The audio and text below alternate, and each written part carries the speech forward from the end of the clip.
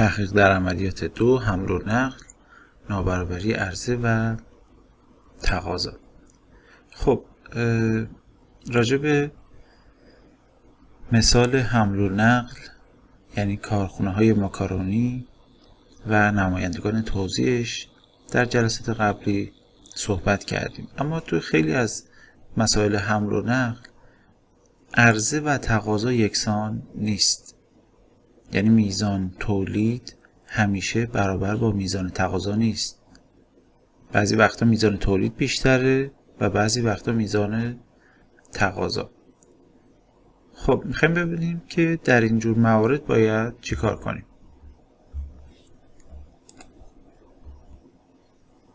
دو حالت داریم، یا عرضه از تقاضا بیشتره یا تقاضا از عرضه بیشتره. حالت اول بیشتر بودن عرضه از تقاضا رو بررسی میکنیم.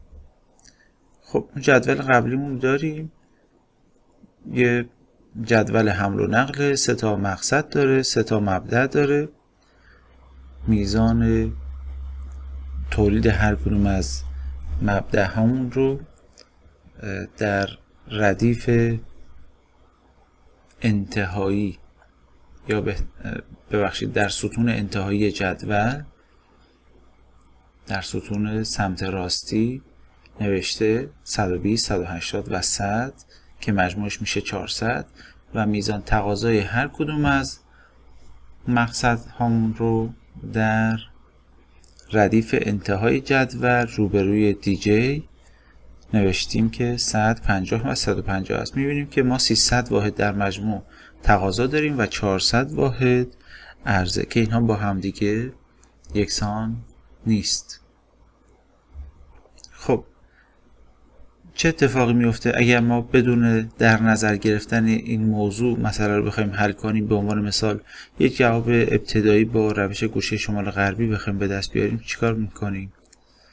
ابتدا به گوشه شمال غربی 1 مقدار 100 رو تخصیص میدیم.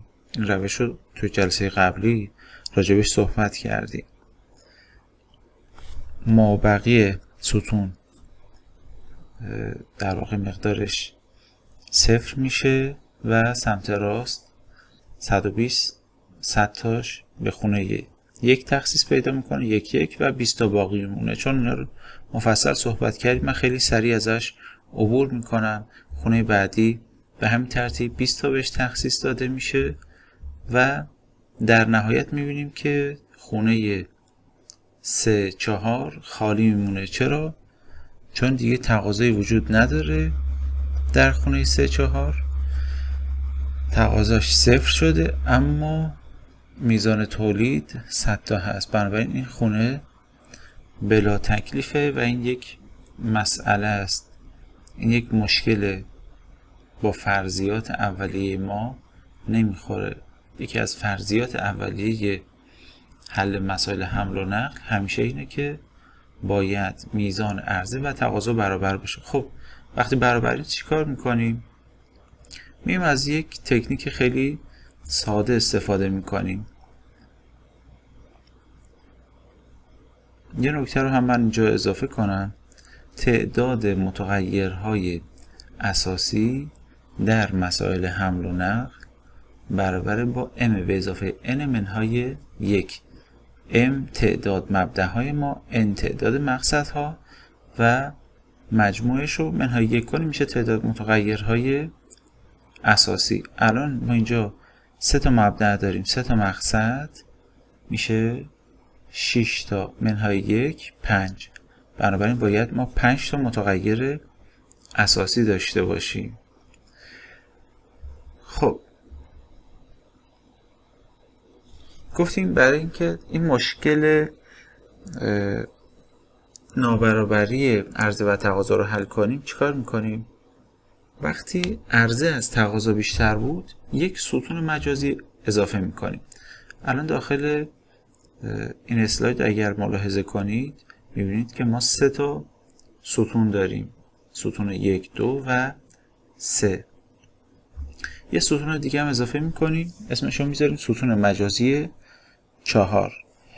میزان هزینه هر کدوم از این خونه های ستون مجازی رو 0 در نظر میگیریم، چون قرار نیستش که هیچ هیچ کالایی از داخل این مسیرها عبور کنه. صرفاً به خاطر اینکه منطق ریاضی مسئله درست در بیاد ما میایم ستون مجازی رو اضافه میکنیم. گفتیم یکی از فرض‌های اولیه‌مون اینه که عرضه و تقاضا یکسان باشه. برای اینکه یکسان باشه ما یک ستون مجازی اینجا اضافه میکنیم، میزان هزینه هر کدوم از خونه ها رو 0 در نظر میگیریم. چه مقدار بهش تخصیص میدیم؟ این ستون مجازی رو فرض میکنیم که 100 تا تقاضا داره. خب قبلا مقصدهای 1، 2 و 3 در مجموع 300 تا تقاضا داشتن. این پایین شما اگر ملاحظه کنید 300 تا تقاضا داشتن. تولید چقدر بوده؟ 400 تا. اختلافشون 100 تاست. این 100 تا اختلاف رو میدیم به ستون مجازی 4. اگر این کار رو بکنیم میبینیم که عرضه و تقاضا با همدیگه برابر شدن و این یک جدول ساده است. حالا با هر کدوم از اون 5 تا روشی که قبلا راجبش صحبت کردیم میتونیم مسئله رو حل کنیم، چه روش گوشه شمال غربی، چه روش حداقل سطر، روش حداقل هزینه و هر طوری که ما راحت تر هستیم. استفاده از روش گوشه شمال غربی اگر بخوایم مسئله رو حل کنیم ببینیم که به راحتی از خونه شمال غربی شروع میکنیم به تخصیص دادن. چه اتفاقی میفته؟ اینجا اگر ما دقت کنیم یه نکته هم داره من همینجا اضافه کنم. ما خونه 2، 3 رو 150 تخصیص دادیم. خب حالا باید یک خونه بریم سمت راست یا بیایم پایین. چی کار میکنیم؟ معمولا چون گوشه شمال غربی حالت پله‌ای داره تصور بر اینه که باید بیایم پایین، اما نه، واقعیت اینه که ما میایم نگاه میکنیم از این دوتا خونه که اینجا هست در کنار خونه شماره 2، 3 که هزینه‌اش 4 و 150 رو بهش تخصیص دادیم، خونه های خالی مجاورش خونه 2، 4 اینجا اگر موز دیده باشه و 3، 3 زیرش هست. خونه 2، 4 هزینه‌اش 0، خونه 3، 3 هزینه‌اش 4. از بین اینا اونی رو انتخاب میکنیم که هزینه‌اش کمتره، یعنی خونه 2، 4 که هزینه‌اش اصلا 0. خب میریم بهش تخصیص بدیم. چه مقداری به این خونه تخصیص پیدا میکنه؟ از بین 0 و 100 0، اون که کمتره. 0 رو بهش تخصیص میدیم و بعد میریم پایین. یک خونه دیگه باقی مونه که به اون هم مقدار 100 رو تخصیص میدیم. اینجا چه اتفاقی افتاد؟ اولا که میبینیم به تعداد متغیر، به تعداد مبدأ و مقصد منهای 1 متغیر اساسی داریم، یعنی 3 تا مبدأ داریم با 4 تا مقصد میشه 7 تا، منهای 1 میشه 6 تا. ما الان اینجا 6 تا متغیر اساسی داریم، پس این قاعده رعایت شده.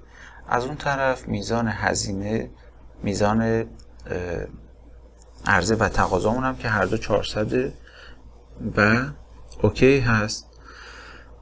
اماتوی ستون مجازی 2 تا متغیر داریم، 2 تا متغیر داریم که یکیش 0 و یکیش هم 100 هست. اینا میشه متغیرهای مجازی ما، متغیرهای مجازی. اما روش حل کردن مسئله به همون صورتی هست که قبلا هم حل کردیم. یه نکته دیگه هم داره، زمان که یکی از متغیرهای اساسی ما صفر میشه حالت تبهگن رخ داده، مثل حالتی که توی جدول سیمپل اکس داشتیم. حالا من نمیخوام خیلی وارد جزئیات این قضیه بشم. بریم سراغ حالت دوم، زمانی که تقاضا از عرضه بیشتره. خب برعکس اون یکی، اگر عرضه از تقاضا بیشتر بود یک ستون اضافه میکردیم. وقتی تقاضا از عرضه بیشتره طبیعتا باید یک ردیف اضافه کنیم. الان توی یه مثال دیگه بررسی کنیم میبینیم که اینجا میزان عرضه 350 هست مجموعش و میزان تقاضا مجموعش 400. بنابراین تقاضا از عرضه بیشتره. خب کافیه که یک ردیف اضافه کنیم. اگر در ابتدا این براتون سخته که تشخیص بدید کجا باید ستون اضافه کنید کجا باید سطر اضافه کنید، اصلا نگران نباشید. 2-3 تا تمرین حل کنید کاملا متوجه میشید. خیلی ساده است. اینجا تقاضا از عرضه بیشتره پس باید یک ردیف اضافه کنیم، یک ردیف مجازی، میشه سطر 4 مجازی. خب چقدر بهش تخصیص بدیم؟ 400 بنهای 350 میشه 50 تا، پس بهش 50 تا هم تخصیص میدیم. هزینه هر کنون از خونه ها چنده؟ 0 طبیعتا، چون قرار نیست در واقعیت کالایی از این مسیرها عبور کنه، بهش عدد 0 رو تخصیص میدیم. خب دوباره شد یک جدول ساده که با اون 5 تا روش قبلی که گفتیم قابل حل. شما به راحتی میتونید اینو با هر کدوم از اون 5 تا روش حلش کنید. حالا ما اومدیم روش حداقل هزینه رو انتخاب کردیم. توی اسلایدهای قبلی از روش گوشه شمال غربی رفتیم برای زمانی که عرضه از تقاضا بیشتر بود. حالا برای این یکی اومدیم روش حداقل هزینه رو استفاده کردیم که شما با هر دو روش آشنا بشید یا بیشتر آشنا بشید، چون قبلا راجبش مفصل صحبت کردیم. تو روش حداقل هزینه اگر خاطرتون باشه خونه رو انتخاب می‌کردیم که کمترین هزینه رو داره. الان ما خونه که کمترین هزینه رو داره میشه این 3 تا 0 پایین. هر کدوم رو میتونید به دلخواه انتخاب کنید. ما خونه 4-1 رو انتخاب میکنیم، هیچ فرقی نمیکنه، هر کدوم انتخاب کنید روش درسته از این خونه‌ای که هزینه‌شون 0. چه مقداری بهش تخصیص پیدا میکنه؟ طبیعتا از بین 100 و 50 عدد 50 بهش تخصیص میدیم. راجع به این روش هم دیگه مفصل صحبت کردیم. خب چون میزان تولید سطر مجازیمون 50 بود و به خونه 4-1 تخصیص پیدا کرد، 50 شد 0، بنابراین خونه های مجاور کنارش میشه 0 و همینطور یه خونه میریم بالا به عدد بعدی که عدد کوچیک بعدی که 6 هست تخصیص پیدا میکنه. طبیعتا از بین اعداد بعدی 7 10 15 و 25 7 کوچکتره. بعد میریم به خونه 3-2 که هزینهش 7 هست تخصیص میدیم، عدد 120 رو بهش تخصیص میدیم. زمانی که 120 رو به 7 تخصیص بدیم تقاضای مقصد 2 0 میشه، بنابراین ستونش رو هاشور میزنیم. از بین خونه های باقی مونده 10 15 25 10 کمترین هزینه رو داره، به 10 عدد رو تخصیص میدیم. عدد باقی مونده خب موقعی که میخوایم به 10 تخصیص بدیم از بین 10 و 180 کوچکترین عدد میشه 10 رو تخصیص میدیم و دیگه 2 تا خونه هم باقی میمونه که به راحتی میتونیم برای اون هم 120 و 50 رو در نظر بگیریم. بازم تکرار میکنم چون ما قبلا راجع به اینا مفصل صحبت کردیم، خیلی سریع از این بحث تخصیص عبور میکنیم. الان اگر دقت کنید میبینید که اینجا هم ما 6 تا متغیر اساسی داریم. چرا؟ به خاطر اینکه 4 تا مبدأ داریم، 3 تا مقصد میشه 7 منهای 1 میشه 6 تا به اضافه n منهای 1. میزان عرضه و تقاضا هم که برابره. این شد یک جواب اولیه برای حالتی که عرضه و تقاضا با هم دیگه برابر نیست. برای هر دو تا حالت عدم تعادل عرضه و تقاضا گفتیم. توی جلسات بعدی میخوایم بریم سراغ این که چطوری میتونیم بهترین جواب رو به دست بیاریم. این الان یه جواب به ما میده دیگه. شما میتونید میزان کالایی که از هر کدوم از خونه ها عبور میکنه ضرب در هزینهش کنید و جمع بزنید، مقدار هزینه کل حمل و نقل رو به دست میاریم. اما آیا این بهترین روش هست یا نه هنوز نمیدونیم. میخوایم بریم از روش های بهینه‌سازی استفاده کنیم تا بهترین روش رو و بهترین مسیر حمل و نقل رو پیدا کنیم. ممنونم، تا جلسه بعد.